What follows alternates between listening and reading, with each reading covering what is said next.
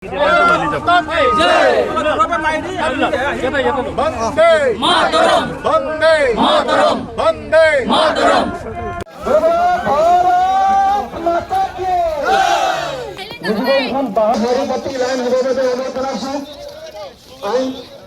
শৃঙ্খলা অটুট রাখিলে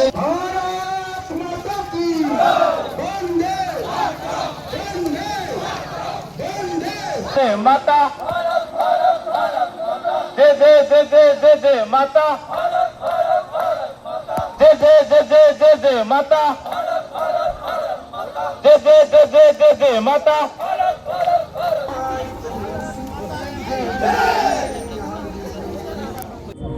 আৰু মাত্ৰ এটা দিনৰ পাছতেই আমাৰ স্বাধীন ভাৰতৰ বাবে আৰু আমাৰ এই স্বাধীন ভাৰতৰ প্ৰত্যেকগৰাকী আমাৰ সন্তানৰ বাবে ইতিমাথোন আমাৰ আশা, আমাৰ জীয়াই থকাৰ প্ৰেৰণা আৰু আমাৰ ঐতিহ্য আৰু পৰম্পৰা সেয়া হৈছে ভাৰতৰ স্বাধীনতা আন্দোলন 15 আগষ্ট। আৰু এই 15 আগষ্টৰ এই দিনটো আমি যদি আজি যি ধৰণে সেই সময়ত প্ৰজন্ম ধৰি প্ৰজন্মই এই যিটো আমাৰ তিৰংগা পতাকাখন হাতত লৈ যি ধৰণে ভাৰতৰ স্বাধীনতা আন্দোলনত অংশগ্ৰহণ কৰিছিল, সেই যুগান্তৰে সেইসকল ব্যক্তি আজি আমাৰ মাজত নাই। কিন্তু আজি আমি আমাৰ নতুন প্ৰজন্মৰ কাৰণে আমি বাট মুকলি কৰিছোঁ এটা কথাৰ বাবেই যে এই যুৱকসকলেও যদি এই তিৰংগা পতাকাৰ ঐতিহ্য যদি তেওঁলোকে হৃদয়গম কৰে, তেতিয়াহ'লে আৰু ভাৰতৰ কেতিয়াও কোনো কালে বিপদ নাহিব।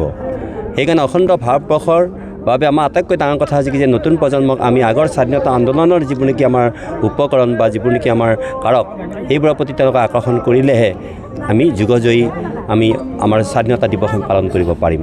গতিকে আজি এইহেন পবিত্ৰ আমাৰ সকলোৱে যি নমস্য সেই 140গৰাকী কৃষক শ্বহীদৰ পবিত্ৰ স্মৃতি, যিসকল কৃষক শ্বহীদে সেই সময়তেই ভাৰতবৰ্ষৰ স্বাধীনতা সপোন দেখিছিল। আৰু সেই সপোন দেখা সেই স্বাধীনতা আকাংক্ষী অকল মই 140জনৰ কথা কোৱা নাই, সেই সময়ত বহুত লোক নিহত হৈছে আৰু বহুত লোক আহত হৈছে আৰু বহুত কি হৈছে নিখোজ হৈছে। সকলোৰে প্ৰতি আজি আমাৰ আন্তৰিক শ্ৰদ্ধা আৰু সম্ভাষণ জ্ঞাপন কৰিছোঁ।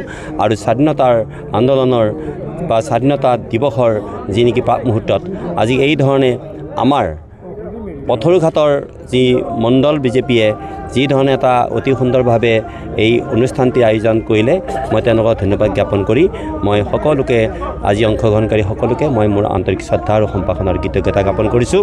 ভাৰত মাতা কি জয়।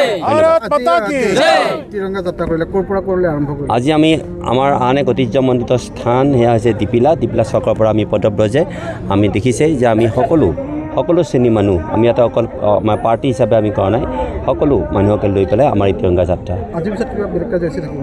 এইকেইটা দিন আমাৰ তিৰংগা যাত্ৰা আৰু স্বাধীনতা দিৱস আৰু আমাৰ নতুন প্ৰজন্মক উদ্বুদ্ধ কৰাৰ প্ৰয়াস, এয়াই মাথোন আমাৰ নতুন চিন্তা। আৰু এই নতুন চিন্তাৰে আজি আমাৰ ভাৰতীয় জনতা পাৰ্টীয়ে আৰু প্ৰধানমন্ত্ৰী নৰেন্দ্ৰ মোদীয়েও কি কৰিছে যে এই ভাৰত যিটো নেকি আমাৰ তিৰংগা যাত্ৰা আৰম্ভ কৰিবৰ কাৰণে এটা নিৰ্দেশনা বা এটা পৰামৰ্শ আগবঢ়াইছে, সেই মৰ্মে আমি এই কামটো সম্পন্ন কৰিছোঁ স্বতঃস্ফূৰ্তভাৱে অহাটোৱে